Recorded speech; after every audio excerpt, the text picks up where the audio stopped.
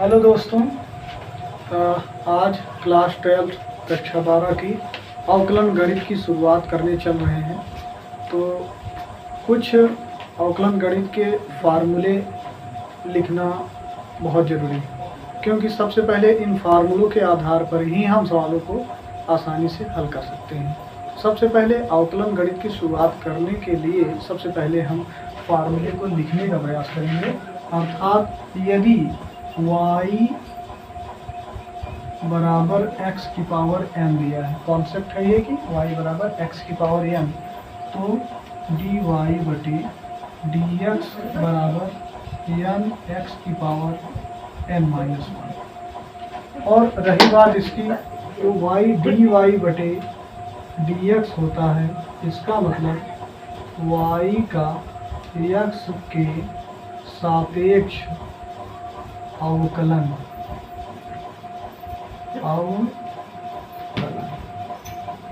ठीक। अभी इसका मतलब होता है y differentiate with respect to x, यानी y का x के सापेक्ष अवकलन गुणांक। अब यहाँ पर हम कुछ फार्मूले का प्रयोग करेंगे, जैसे इसको और दूसरी भाषा में y डैश भी लिख सकते हैं, या और लिख सकते हैं y1 भी लिख सकते हैं। मतलब इसका परिणाम लिखना चाहें तो बाकी ठीक है, कोई दिक्कत नहीं है। इसी प्रकार आगे चलेंगे, y बराबर e की पावर x, तो dy बटे dx बराबर e की पावर x। इसी प्रकार y बराबर a की पावर x, तो dy बटे dx बराबर a की power x log a base e। पुनः हम नए फार्मूले का प्रयोग करेंगे। जैसे कि हम लोग जानते हैं अचर पद का अवकलन गुणांक शून्य होता है, अचर पद का अवकलन गुणांक शून्य होता है। फॉर एग्जाम्पल के लिए एक मैं इसी में छोटा सा एग्जाम्पल बता दे रहा हूँ।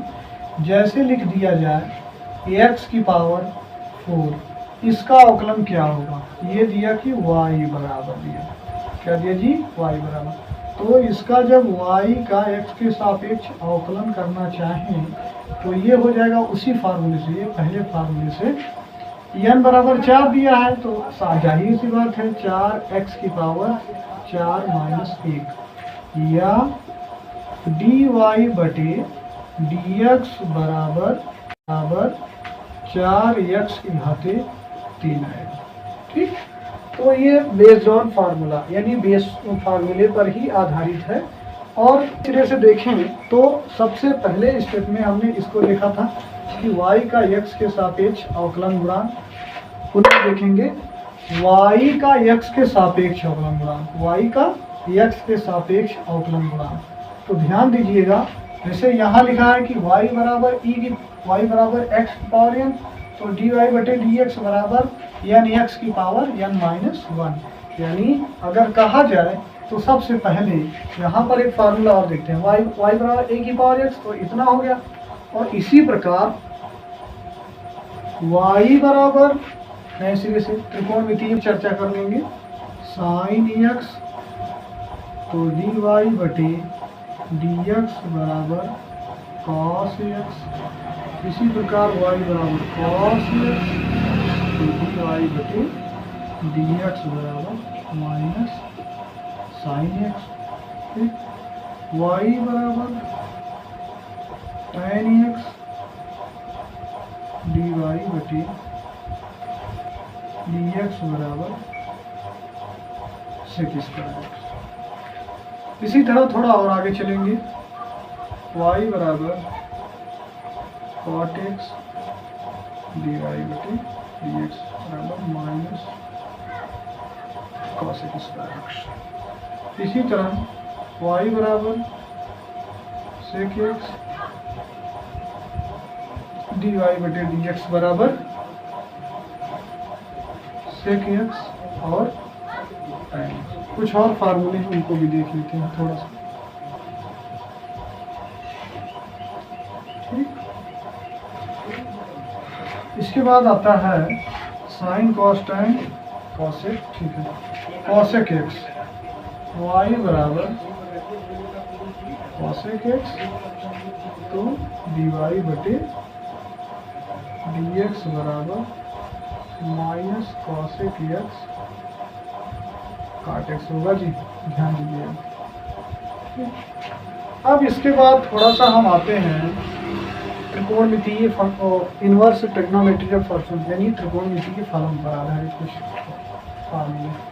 यदि y बराबर साइन इनवर्स एक्स लिखा है तो इसका जो डी वाई बटे डी एक्स होगा एक बटे under root 1 minus x square. क्या होगा जी? 1 बटे under root 1 minus x square. इसी प्रकार y बराबर कॉस इनवर्स एक्स जस्ट उल्टा अपोजिट डी वाई बटे डी एक्स। आगे आप माइनस लगाएंगे डी 1 माइनस एक्स स्क्वायर। इसी प्रकार y बराबर tan इनवर्स एक्स तो डी वाई बटे डी एक्स बराबर 1 by 1 plus x square 1 plus x square. पुनः देखेंगे जी। इसी प्रकार काट इनवर्स एक्स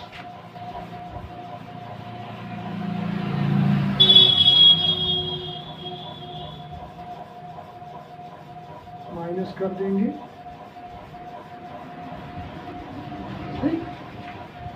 इसी में दिया है सेक और कॉसेक इनवर्स एक्स। थोड़ा सा और है y बराबर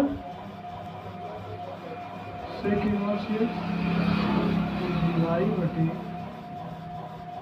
डी एक्स बराबर 1 बटे एक्स रूट के अंदर एक्स स्क्वायर माइनस 1। इसी प्रकार y बराबर cosec inverse x d y बटे डी एक्स बराबर एक्स रूट के अंदर एक्स स्क्वायर। ये इतने तो हो गए जी इनवर्स ट्रिग्नोमेट्रिकल फंक्शन यानी त्रिकोणमितीय फलन से संबंधित जो अवकलन है उनको आपको देखना है। ये इतना हो गया। अब उसके बाद हम जब दो फलनों का गुणनफल दिया हो तब हम उसका अवकलन कैसे ज्ञात करते हैं उसको भी देख लेंगे। इसी प्रकार भागफल पे भी चर्चा करेंगे, तब हमारा कुछ फार्मूला क्लियर हो जाएगा कि y बराबर दो फलनों का गुणनफल f1 x और f2x। ठीक है, तब आपसे कहे कि dy बटे dx ज्ञात कीजिएगा, तब आप सीधा फार्मूला इसका लिखेंगे। इसको बोलेंगे पहला फलन और इसको बोलेंगे दूसरा फलन। तो फार्मूला बेसी है पहला फलन गुणे दूसरे का अवकलन प्लस दूसरा फलन गुणे पहले का अवकलन। ये तो हमारा एक, अगर आप इसे लिखना चाहें तो हिंदी में भी लिख सकते हैं, प्रथम फलन गुणे द्वितीय का अवकलन है द्वितीय फलन गुणे प्रथम फलन का अवकलन, ये भी ठीक है। और एक और इसी में दिया है कि y बराबर f1x बटे f2x दिया। तब आपसे पूछे find the value of dy बटे dx या y बराबर f1x बटे f2x, तो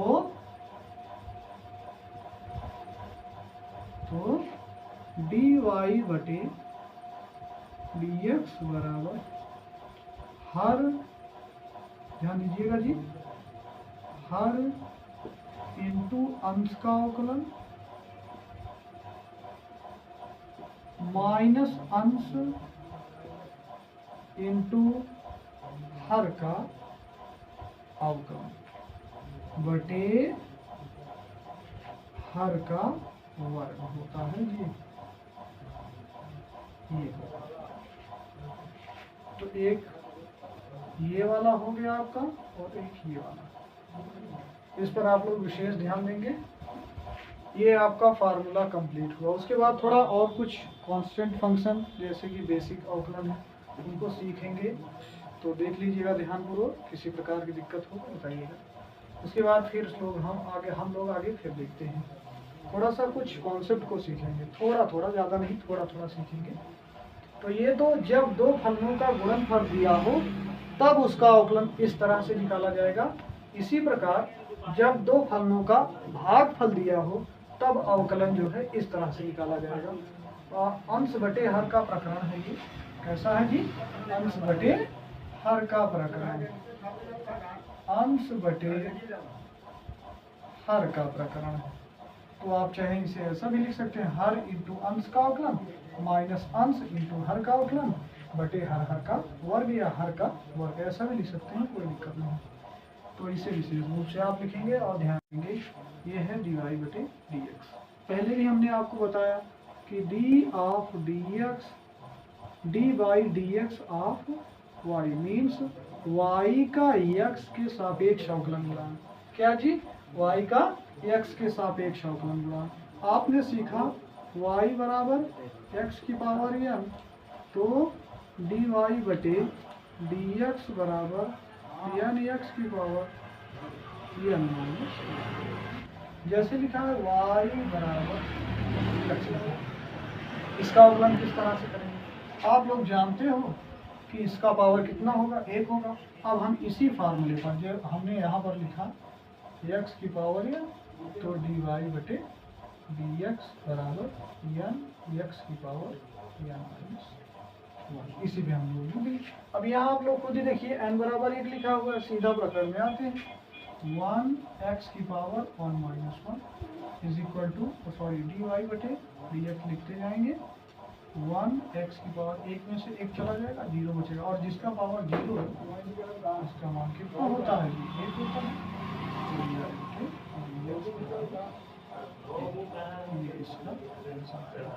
इसी प्रकार अचर पद होता है। अचर पद कांस्टेंट टर्म उसको बोलते हैं, अचर पद, कांस्टेंट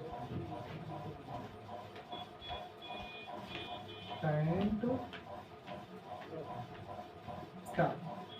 अब इसमें आता है, जैसे हमने लिख दिया अचर पद है dy dx ऑफ c, इसका अवकलन क्या होगा? 0 आएगा। इसी तरह यहाँ पर k भी लिख सकते हैं, इसका भी अवकलन 0 आएगा। मतलब इन केस कुछ भी हो तो कोई दिक्कत नहीं है। तो मिला के ये कहना चाहते हैं एक लाइन में कि अचर पद का अवकलन गुणांक 0 होता है। इसके बाद कुछ और एक कॉन्सेप्ट है, उसको भी देख लेते हैं। y बराबर कभी कभी लिखते हैं x और वो भी रूट में लिख देते हैं, कभी कभी ऐसा होता है जो नहीं आता वो। तो चलते हैं, इसको भी देख लेते हैं। इसको हल करने के लिए इसे हम लिख सकते हैं y, और इसको बोलते हैं अंडर रूट, और इसको लिख सकते हैं 1/2 लिख सकते हैं। ठीक है जी, y बराबर, ठीक है। उसके बाद y बराबर हमने लिख दिया, इतना लिखा। अब आप देखिए बिल्कुल एकदम सेम प्रोसीजर इसका बनेगा। ये यहाँ n बराबर 1/2 दिया है। अब आप देख लीजिए, अवकलन आप कर डालिए, बराबर 1/2 x की पावर 1/1 या 1/2 x की पावर, क्रॉस मल्टीप्लाई करेंगे 1 - 2/2 या 1/2 x की पावर -1/2। अब इसको हर में लेके चले जाएंगे तो ये फिर आ जाएगा 1/2 और x की पावर, ये हर में रहेगा जी 1/2 पावर में, या इसको, इसी को तो रूट बोलते हैं, 1/2 अंडर रूट के अंदर ये हमारा हल। कि जैसे हमने लिखा y बराबर x की पावर n, इसका जो है कैसे अवकलन ज्ञात करते हैं, तो बेसिक है। और इंटीग्रेशन और डिफरेंशिएशन दोनों में बहुत रिलेशन होता है। किस तरह से, वो चेक कर लीजिए। अब यहाँ पर y बराबर x की पावर n लिखा है, तो जाहिर सी बात है कि y बराबर या dy बटे dx बराबर n x की पावर n माइनस 1 होता है। तो आप बताइए कि इसका जब समाकलन करना चाहें तो कर सकते हैं आसानी से। समाकलन में ये इंटीग्रेशन का सिंबल है, x की पावर n dx बराबर होता है x की power n + 1 upon n plus 1 plus c होता है। सी इंटीग्रेशन कांस्टेंट या समाकल अचर होता है। अब उसके बाद देखते हैं, जैसे इसी में छोटे छोटे कॉन्सेप्ट दिए हैं, अगर हम इसको करना ही चाहें तो आसानी से कर सकते हैं। यन लिखा हुआ है, इसी प्रकरण पे रखेंगे जैसे लिखा हुआ है, ठीक है। यन लिखेंगे, वो तो सामने है, यन इज द कांस्टेंट टर्म। अब ये बन जाएगा x की पावर, अभी देखिएगा ध्यान से, इसी प्रकरण में लिखने वाले हैं जी, -1 + 1 अपॉन क्या लिखा है जी, बोलेंगे n - 1 + 1। अब आप देखिए प्लस सी होता है। आप देखिए इससे ये कट गया, इससे ये कट गया। अब आपका बचेगा क्या, m x की पावर m बटे m। तो m से m कैंसिल हो गए, तो मेरे पास कितने बचे, यही तो बचे पुराने वाले पदों। तो इसमें विशेष संबंध भी होता है, अच्छी बात नहीं है, उसको भी देखेंगे हम लोग। और आगे एक दो क्वेश्चन कर लेते हैं छोटे छोटे, उसके बाद फिर हम लोग इसको क्लोज करते हैं। जरा देखेंगे, y बराबर लिखा है x की पावर 3/2। इसका अवकलन आसानी से ज्ञात कर सकते हैं, बहुत आसान है। अभी हम लोग उसी फार्मूले, सबसे पहले हम हमेशा याद रखिएगा सभी लोग कि फार्मूले को विशेष करके इसको डिनोट कर लेंगे यहीं साइड में। तो ये बन जाएगा dy बटे dx बराबर nx की पावर n-1। ठीक है। अब उसके बाद देखते हैं जरा, अभी यहाँ पर n बराबर तो सीधी सी बात है कि 3/2 लिखा है। अभी इसका आसानी से अवकलन करेंगे। y differentiate with respect to x means y का x के सापेक्ष अवकलन गुणांक बराबर 3/2 x की पावर 3/2 - 1 या 3/2। अब कांस्टेंट है यानी अचर है तो साथ में ही रहेगा। अब इसका क्रॉस मल्टीप्लाई करेंगे 3 - 2/2 या 3/2 x की पावर 1/2। या इसे और लिख सकते हो, क्या लिख सकते हो वो भी देख रहे हैं, बराबर 3/2 रूट के अंदर x भी लिखा जा सकता है। तो ये आज आपका इतना प्रकरण रहा, तो विशेष करके इसमें कोई समस्या नहीं आनी चाहिए आप लोगों को। और अगले शिफ्ट से हम लोग सवाल सीखेंगे और टी मानने का प्रकरण भी सीखना पड़ेगा और सीखेंगे भी हम लोग आसानी से, बहुत आसानी से सीखेंगे। प्रयास यही रहेगा कि आप लोग बेहतर से बेहतर सीख सके, ऐसी बात नहीं है। तो y बराबर x की पावर 3/2। अब यहाँ हमने n वही x की पावर n वाला फार्मूला लगा दिया, n x की पावर n-1। अब 3/2 x की पावर, इसे क्रॉस मल्टीप्लाई करेंगे तो 3 - 2 एलसीएम लेंगे, 3 - 2/2 आ जाएगा। अब ये 3/2 x की पावर 3 में से 2 चला जाएगा, एक ही बचेगा, 1/2 बचेगा। और इसे ही √x कहते हैं, अर्थात x की पावर 1/2 कहेंगे। यही हमारा आंसर होता है। कभी कभी और स्टेप में दिया होता है कि जैसे लिखा है छोटे से प्रकरण में 3x + 2, इसका अवकलन क्या होगा। बहुत ही सिंपल है लेकिन कभी कभी होता है। अब देखिएगा, जब हम इसका अवकलन करेंगे तब आप सभी लोग याद रखिएगा 3 × dy dx ऑफ dx + 2, इसका जो अवकलन होगा येगा अचर पद है ये, तो इसका तो 0 हो जाएगा। तो ये हो जाएगा dy बटे 3 गुणे, अब आप लोगों को सिखाया था हमने कि dy dx ऑफ x बराबर 1 होता है और प्लस 0 या dy बटे dx बराबर 3 हो गया। इसी तरह छोटे छोटे अवकलन हैं, इनको ध्यान दीजिएगा। सुनो जी सभी लोग। अब उसके बाद जरा और थोड़ा सा देख लेते हैं कि dy बटे dx बराबर 3 हो गया। अब आगे हम लोग कल सीखेंगे, तो ध्यान रहे आप लोग, इसको ध्यान